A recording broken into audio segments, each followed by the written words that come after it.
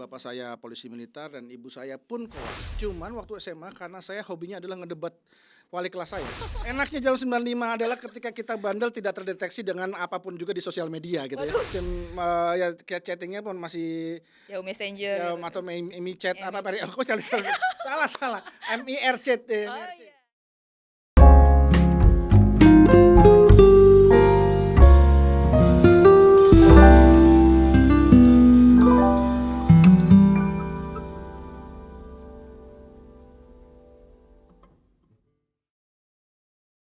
Assalamualaikum warahmatullahi wabarakatuh. Halo teman-teman semua, sobat suara hukum.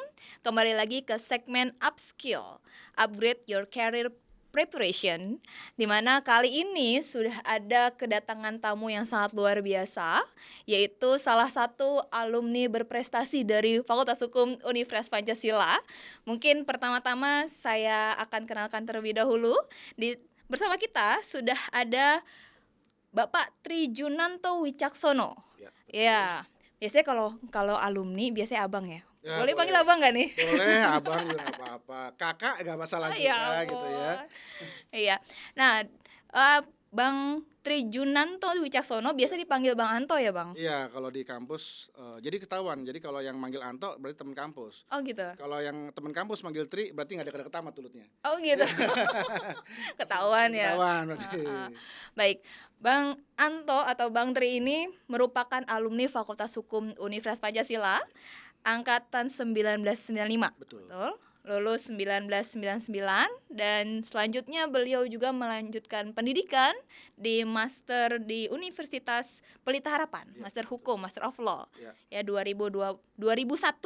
Nah, sekarang beliau menjabat sebagai Head of Corporate Affairs and Legal Division. Ya, lebih Lebih spesifiknya? Ya, Corporate Affairs and Legal Director. Oh, Director.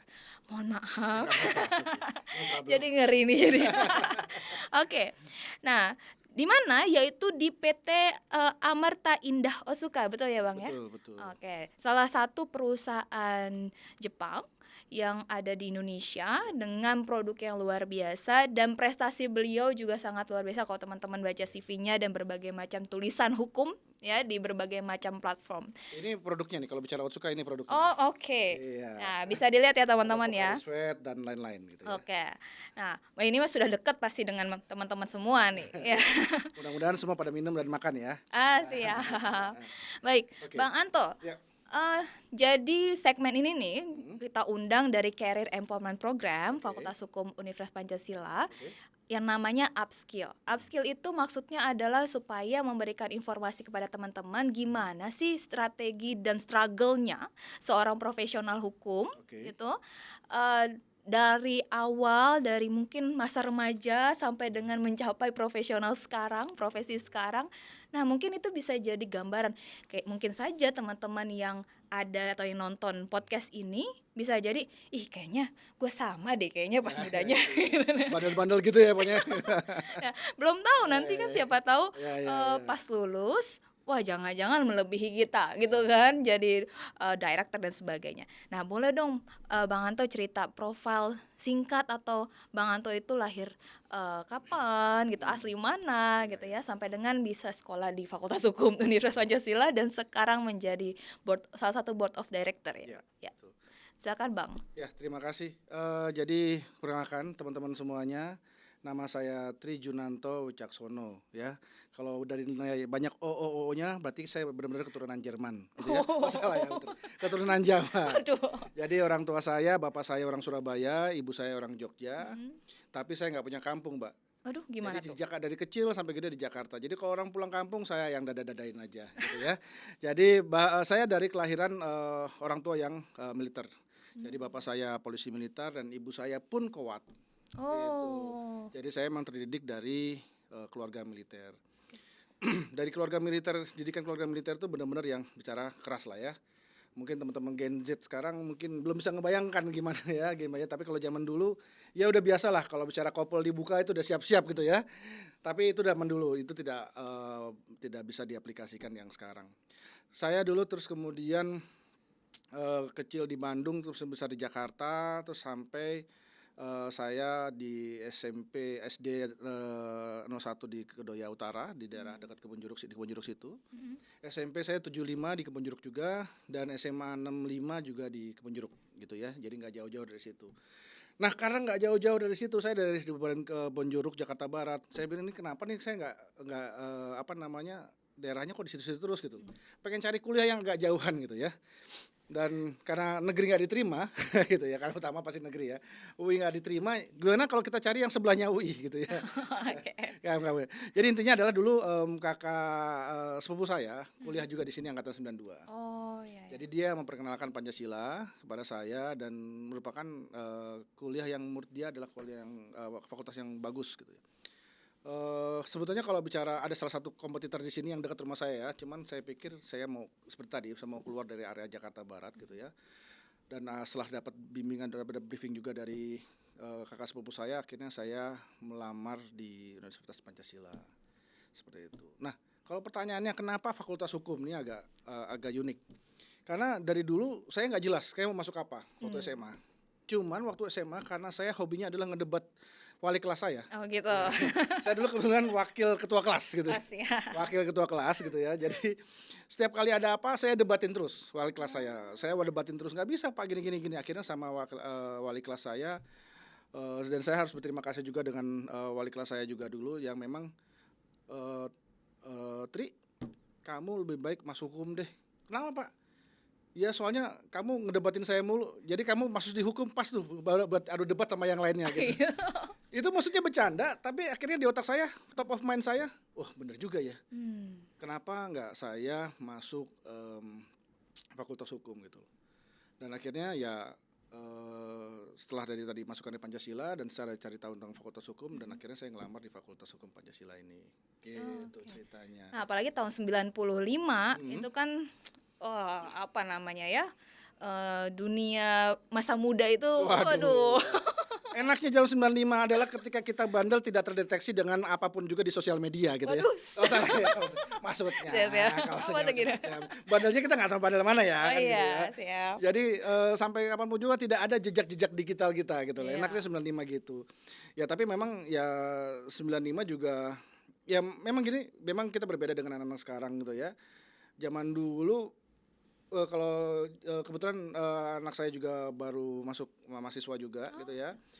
Ketika seorang tua di-involve pada saat fakultas di suatu universitas, saya juga agak kaget karena waktu zaman dulu 95 bapak ibu saya sampai sekarang tidak pernah menginjakkan kaki di Universitas Pancasila ini gitu ya. Ada hal yang berbeda ya, yang berbeda. Dulu saya yang ngurus sendiri, semua yang ngurus sendiri gitu kan. Sampai wisuda pun kan sebetulnya nggak di sini. Di JCC. Iya, JCC. Jadi bapak ibu saya nggak pernah datang ke kampus ini gitu ya. Tapi ketika sekarang Gen Z sekarang orang tua pada datang, wah ini memang sudah mulai berubah zamannya. Tapi kalau zaman dulu ya lebih cowboy lah, 95 dulu ya gitu ya. Lebih cowboy seperti itu. Nah, kalau tadi dilihat sudah ada cikal bakal nih sarjana hukum ternyata. Guru Bang Anto sendiri yang SMA. bisa guru SMA yang sudah mendetek udah masuk fakultas hukum aja gitu ya.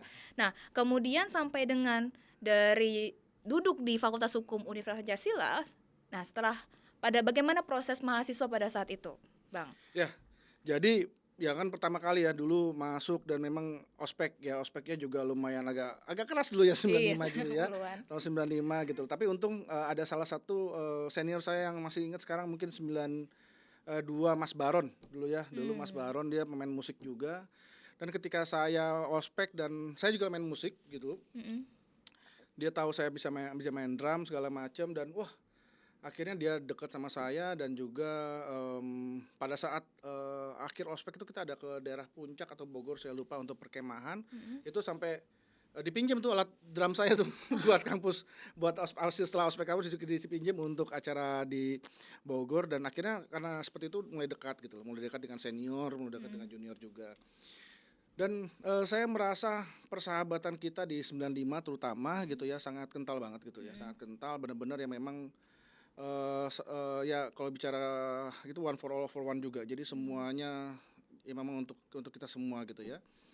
Jadi ya kita nggak hanya sebagai sahabatnya 3 orang 4 orang tapi kita merasa ya satu angkatan itu adalah sahabat semua. Nah, itu yang membantu saya untuk maju untuk tetap bertahan dan berkuliah dan ya happy lah kuliah dulu di Fakultas Hukum Pancasila ini seperti itu.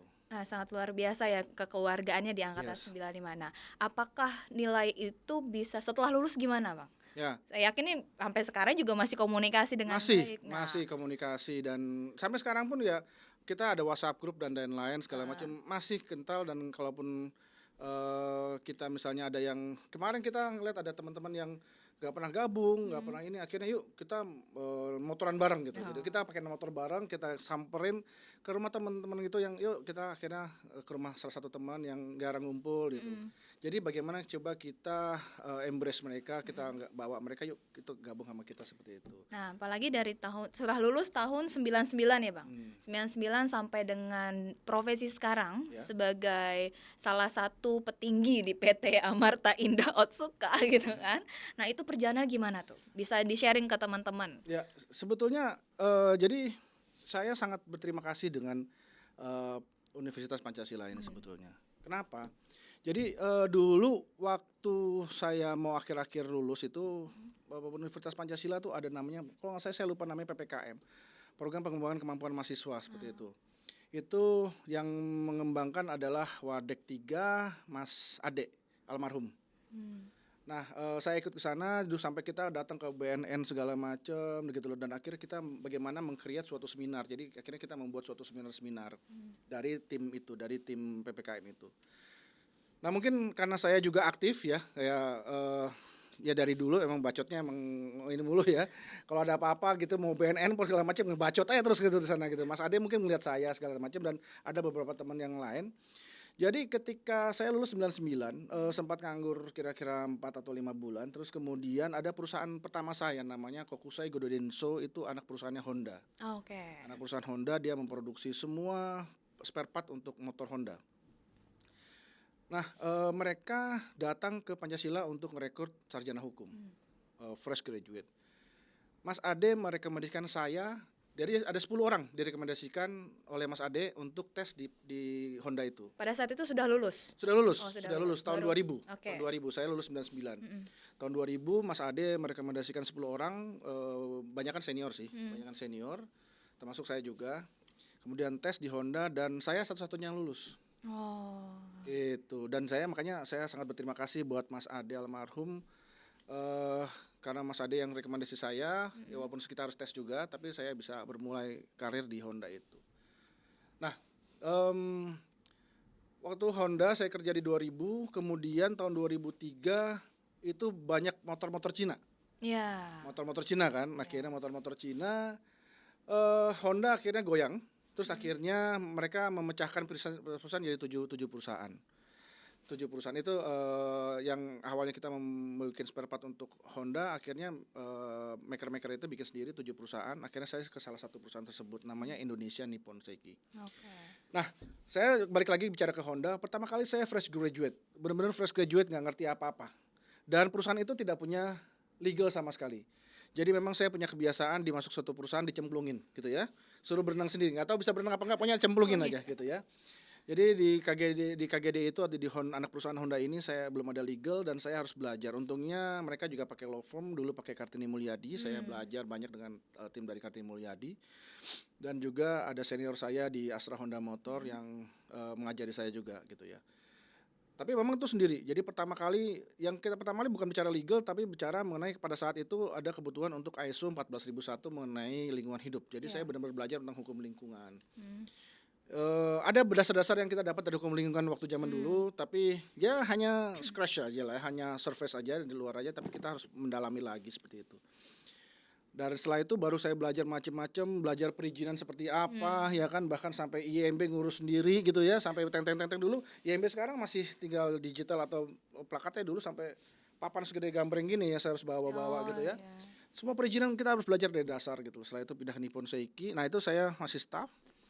Kemudian saya pindah ke perusahaan nama Indonesia Nippon Seiki, itu membuat speedometer. Masih ada hubungannya Ya, sama karena itu pecahan dari Honda tadi ya? Honda 7 perusahaan. Saya memilih salah satu, namanya Indonesia Nippon Seiki. Indonesia Nippon Seiki. Terus kemudian ada beberapa perusahaan lain yang butuh legal dan saya tarik teman-teman dari 95 juga. Ada beberapa teman 95 yang saya taruh di sana, yang saya rekomendasikan di sana, dan akhirnya mereka masuk. Nah itu di Nippon Seiki Speedometer saya sampai promosi naik sampai kepala seksi.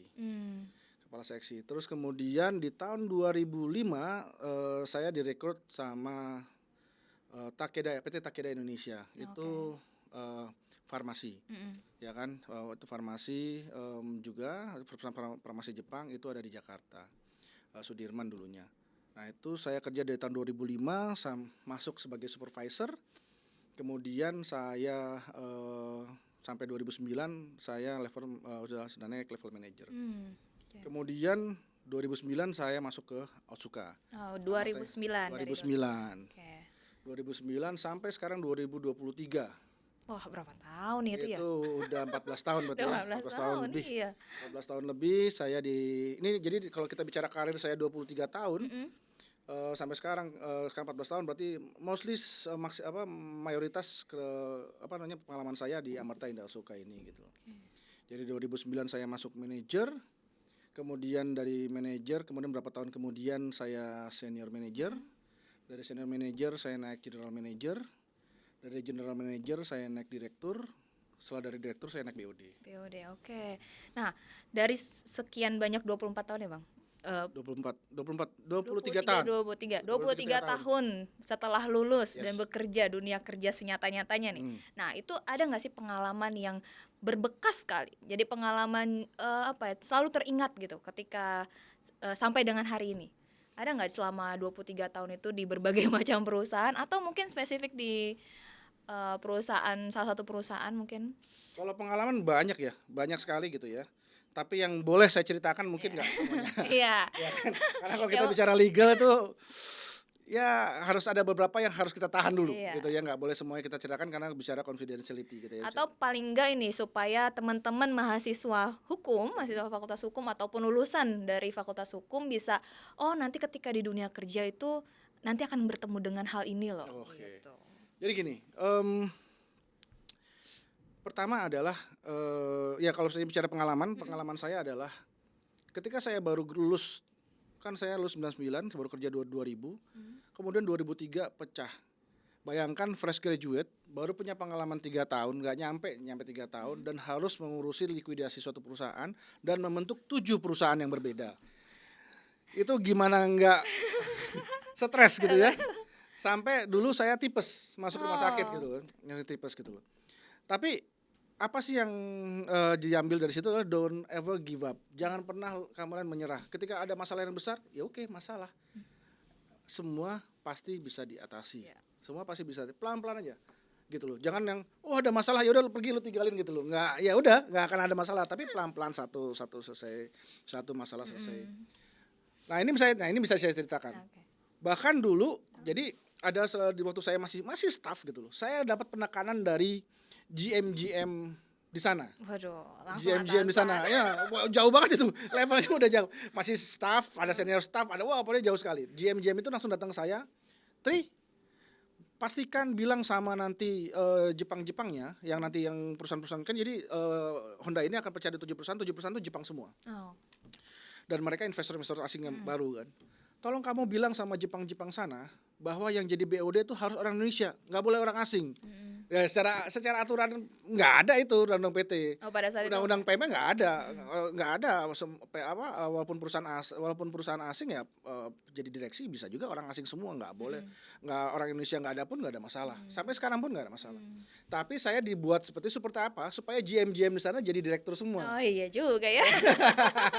Iya juga, betul. Bayangin staff baru umur 2 tahun setengah kerja, terus kemudian dipaksa untuk ngomong itu.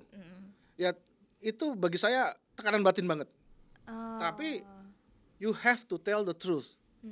Kita harus ngomong yang sejujurnya. Gitu. Tapi bagaimana penyampaiannya? Saya bilang, Pak, saya nggak bisa, Pak. Kalau ternyata diketahui, mereka kan juga pakai konsultan. Kalau mereka tahu segala macam, saya yang nggak dipercaya, Pak. Nggak bisa. Akhirnya memang ya kita jadi semacam ya dimarahin terus lah atau gimana gitu ya dengan tapi apa boleh buat? Ya kita harus speak up the truth. Pada saat at the end nanti kita nggak dipakai atau nggak apa, ya udah belakangan gitu. Tapi kembali lagi, kita harus kompromi. Hmm. Kalau kita di suatu perusahaan nggak bisa juga kita seorang idealistis. Oke. Kita harus kompromi. Nggak bisa. Apa eh, celah-celah yang bisa kita masukkan? Apa solusi yang bisa kita berikan? Apa kompromi yang bisa kita stretch terhadap suatu masalah tersebut? Nah, itu nomor satu adalah kita harus hadapi semua masalah. Kedua, masalah itu belajar. I know nothing about the liquidation, I know nothing about how to build company. Karena masih baru 2 tahun. Iya. Gimana cara bikin perusahaan gitu ya? Gitu loh. Saya yakin juga teman-teman yang mungkin 5 tahun, 6 tahun belum tentu ada pengalaman untuk membuat suatu perusahaan. Nah, ini baru lulus 2 tahun. Saya masih umur 24 tahun dulu kalau salah. Saya lulus umur 22 tahun, 24 tahun. Ini gimana caranya? Jangan malu untuk bilang saya nggak tahu. Gitu loh. Jadi saya salah satu pemegang saham saya di Astra Honda Motor, saya nanya, "Pak, saya nggak ngerti, Pak." Diajarin sama dia kayak gitu. Kita konsultan hukum, kita ngomong ini gimana, mereka akan ajarkan gitu loh. Dan jangan bicara dulu zaman tahun 2023 itu ada internet yang Langsung ada gitu ya. komputer pun kita kayak gini, mejanya setiga gini, komputer di tengah, saya di sana, supervisor saya di sini gitu loh. Jadi kalau ada yang mau megang komputer, tar dulu ya, gue pakai dulu gitu loh. Tunggu dia sampai setengah hari baru dikasih kita. Karena namanya juga anak baru ya dikasih gitu ya. Dan itu pun internetnya susah sekali lah ya. Google aja itu baru masuk Indonesia tahun berapa saya juga Yahoo kali ya, masih Yahoo apa ya. email. Yang Yahoo. Masih Yahoo Iya. kan, masih ya kayak chattingnya pun masih Yahoo Messenger. ya, gitu. atau MiChat apa aku salah MIRC Oh MIRC. iya, MIRC. Sampai salah saya ngomong itu nggak boleh itu. MIRC dulu ya kan. Nah, jadi apa namanya? Itu susah lah mencari data di internet itu susah. Jadi benar-benar kalau ada undang-undang baru kita harus datang ke kementerian, ke bagian hukum dan lain-lain. Nggak bisa sekarang buka segala macam keluar gitu. Nggak seperti itu gitu. Jadi benar-benar yang kedua adalah belajar. Jangan pernah mau belajar. Sampai level sekarang pun masih tetap belajar. Masih tetap belajar. Pemerintah mengeluarkan sekarang, kalau teman-teman tahu ada aposti gitu ya. Bagaimana dulu kalau surat kuasa di luar negeri tinggal dicap-cap, terus sekarang ada aposti. Wah, ini suatu hal yang baru juga. Ternyata lewat sistem bakum kita belajar lagi. Semua belajar lagi. Apalagi undang-undang pidana baru lagi, belajar lagi. Jadi jangan pernah Anda merasa udah tahu semuanya, kita harus belajar. Nah, itu. Jadi itu salah satu pengalaman yang mengena. Banyak pengalaman yang lain juga.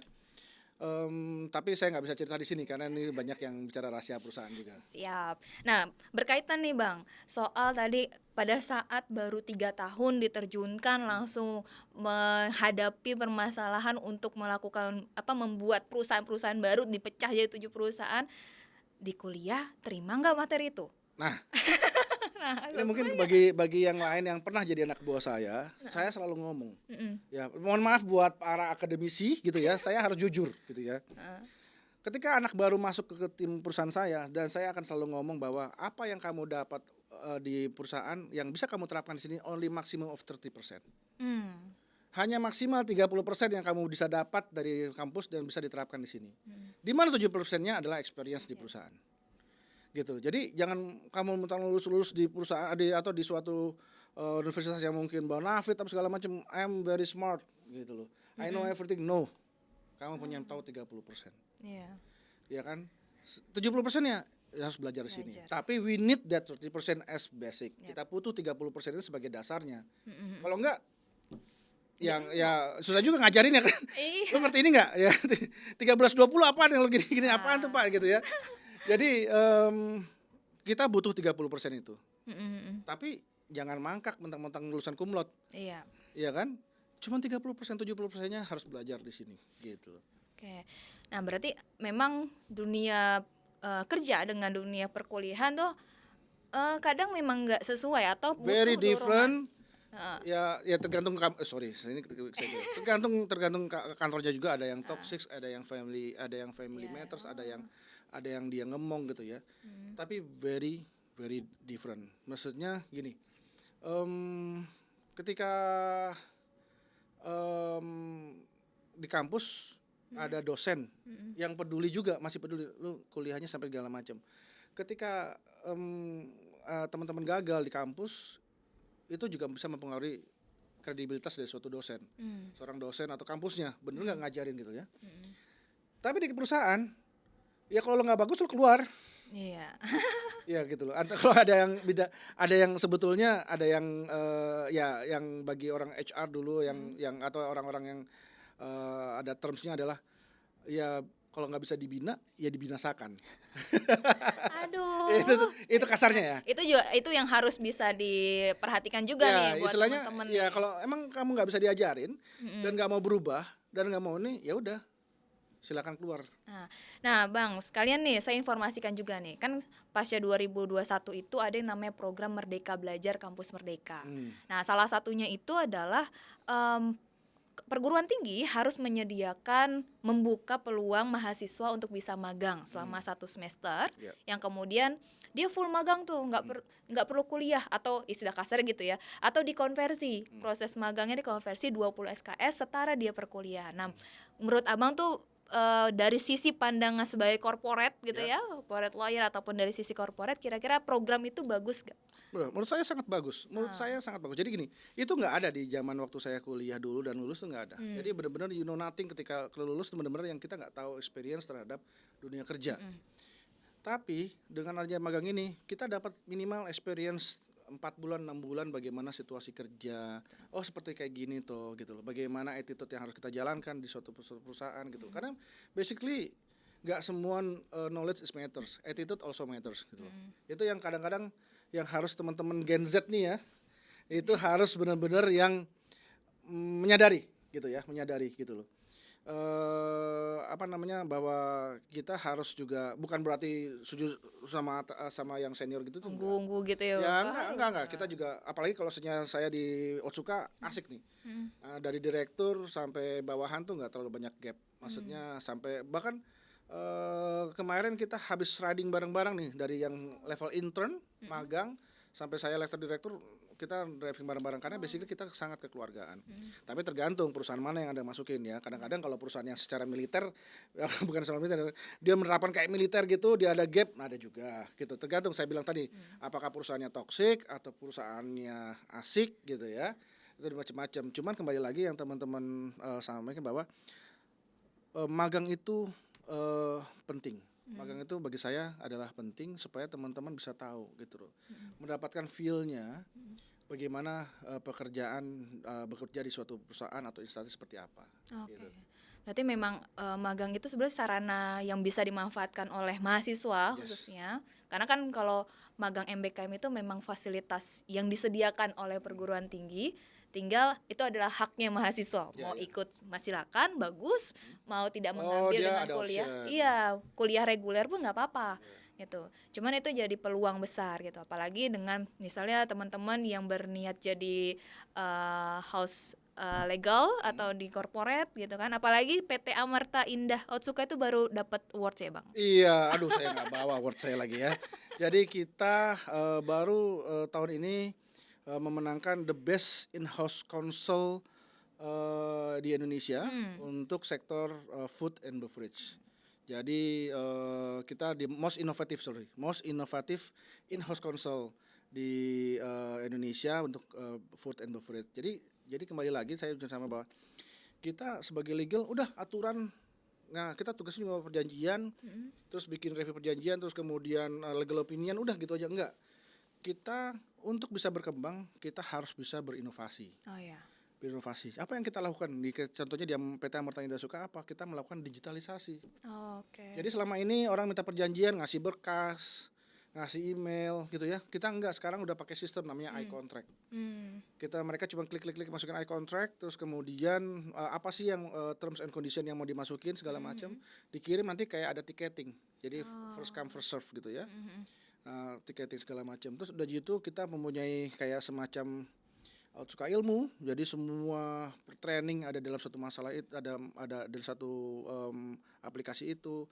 Terus kita punya ada Dropbox. Jadi kita dokumen-dokumen SOP semua bisa dicari, atau compliance, kode etik semua ada di situ. Jadi bagaimana kita bisa mensimplify pekerjaan kita. Dan bahkan dari tim legal itu belajar coding. Oh, Bukan orang IT yang coding, iya itu ya. yang dari tim dari compliance supervisor kita yang belajar coding segala macam. Nah itu merupakan suatu apresiasi dari kemarin kita dapat dari Hukum Online. Mm-mm. Hukum Online mengapresiasi itu sehingga kita mendapatkan the most innovative in-house counsel. Jadi kalau in-house counsel itu kalau misalnya di bahasa di corporate atau di perusahaan, tim legal itu bisa namanya in-house counsel juga gitu, Oke. in-house counsel atau penasihat hukum perusahaan seperti itu. Artinya walaupun sudah ada jabatan yang tinggi gitu tetap harus belajar terus ya Bang. Belajar, Karena belajar. ngikutin perkembangan ya, Iya. perkembangan zaman teknologi gitu kan. Jangan pernah Anda berpikir bahwa Anda sudah tahu semuanya. Ah Enggak, ya. gitu. Kita harus belajar. Mungkin yang mau terakhir nih Teh. Sayang sekali seru banget soal Waduh, ngomongnya. ini saya kira saya udah sampai saya kira udah 5 jam itu ternyata enggak ya, cuma sebentar ya. Saya sudah persiapin waktu sampai jam 10 malam tadi. Waduh, nanti di luar ya. Nah, ini yang paling penting sebetulnya. Karena kan podcast ini akan tujuannya adalah untuk memberikan gambaran kepada mahasiswa Fakultas Hukum Universitas Pancasila khususnya dan juga teman-teman lulusan dari sarjana hukum. Kira-kira ada nggak tips atau hal-hal apa sih yang harus dipersiapkan oleh calon sarjana hukum ataupun first graduate dari sarjana hukum supaya bisa jadi sebagai legal corporate? Oke. Atau sampai dengan profesi abang nih kira-kira apa nih? Jadi gini ya, saya hanya bisa menceritakan pengalaman saya secara dari corporate point of view. Mm-mm. Saya nggak bisa bicara mengenai instansi pemerintah yang lain-lain karena saya nggak ada experience di sana. Saya sudah bicara tadi, ya kan, bagaimana Anda harus harus belajar terus gitu ya, harus pantang menyerah, ya kan. Ketiga adalah adaptasi. Oke. Kita harus bisa melakukan adaptasi karena setiap kita ganti bos, adaptasi. Ganti anak buah pun saya harus adaptasi. Gitu. Gak apalagi ganti perusahaan, itu semuanya harus adaptasi. Jadi teman-teman harus bisa beradaptasi. Tiga. Jadi itu soft skill ya, Yes. soft skillnya. Tapi ada juga yang hard skillnya juga. Jadi bagi perusahaan-perusahaan khususnya perusahaan asing, ya kan, kalau Anda mau kerja di perusahaan, karena saya juga perusahaan asing, bahasa Inggris adalah utama. Kenapa? Karena ketika kita di perusahaan asing, maka biasanya vendor-vendor kita pun, atau nggak usah perusahaan asing, perusahaan lokal, kita bicara manufacturing juga, machinery itu kita nggak beli dari Indonesia kok, kita masih impor. Nah, kita membuat suatu agreement itu biasanya bilingual atau bahkan Inggris aja, karena memang domisili hukum si vendornya ada di luar negeri, ada di Jerman, ada di Swiss, ada di Jepang. Nah, biasanya kita memakai bahasa Inggris. Ketika kita nggak bisa berbahasa Inggris, disitulah kita nggak bisa berkembang. Utamanya adalah bahasa Inggris. Jadi teman-teman kembangkan bahasa Inggris. Ya, nggak hanya bicara bahasa Inggris conversation aja, tapi benar-benar legal English gitu loh. Karena bahasa agreement tuh ngejelimet banget. Iya, bahasa hukum ya. Bahasa hukumnya, legal law-nya jelimet banget. Mau terms condition-nya gimana? Mau domisili hukumnya di mana? Dispute settlement-nya mau kemana? Apakah mau ICC kayak atau mau BANI atau dan lain-lain. Nah, itu sangat complicated. Kalau Anda nggak bisa bahasa Inggris, agak berat untuk kompetisi di perusahaan asing terutama gitu ya. Perusahaan lokal juga sangat dibutuhkan karena pasti akan seperti itu. Jadi tingkatkan soft skill Anda, dan kita harus bisa beradaptasi, kita harus bisa mau belajar segala macam, dan juga hard skill Anda harus tingkatkan. Apa hard skillnya ya? Anda belajar tambah lagi kalau perlu S2 lagi gitu ya. Ikut kursus-kursus dan bahasa Inggris diutamakan. Sebenarnya utama adalah bahasa Inggris. Bahasa Inggris gitu. Kalau bisa ada bahasa yang lain gitu, annyeonghaseyo gitu, atau Korea atau ohayo gozaimasu. Bahasa Jepang better, tapi bahasa Inggris menurut saya itu harus basic ya. Oke. Baik, Bang Tri Junanto Wicaksono, terima kasih atas ngobrol-ngobrol serunya. Udah gitu aja. Udah. Aduh. Nanti kita atur lagi waktu. Ya, okay. Bisa ngobrol langsung dengan teman-teman mahasiswa Fakultas Hukum Universitas Pancasila ataupun nanti kita buka secara umum. Ya. Jadi bisa lebih sharingnya, bisa fleksibel. Nah, mungkin kami dari Career Empowerment Program Fakultas Hukum Universitas Pancasila mengucapkan terima kasih atas kesediaan waktunya, Bang. Ya. Dan mudah-mudahan hal-hal yang tadi disampaikan oleh Bang Anto itu bisa dicatat teman-teman untuk persiapan nanti menjadi profesional di profesi hukum. Oke, untuk itu sebelum kita akhiri, Ya, salam dari Suara Hukum dari segmen Upskill, Upgrade Your Career Preparation dengan saya Cipta dan Bantri Trijunanto Wicaksono. Bye. Ya, kita minum dulu. Iya. Cheers ya. Yes. Pocari Sweat. Kita minum Pocari Sweat dulu. Ya, cheers. Cheers.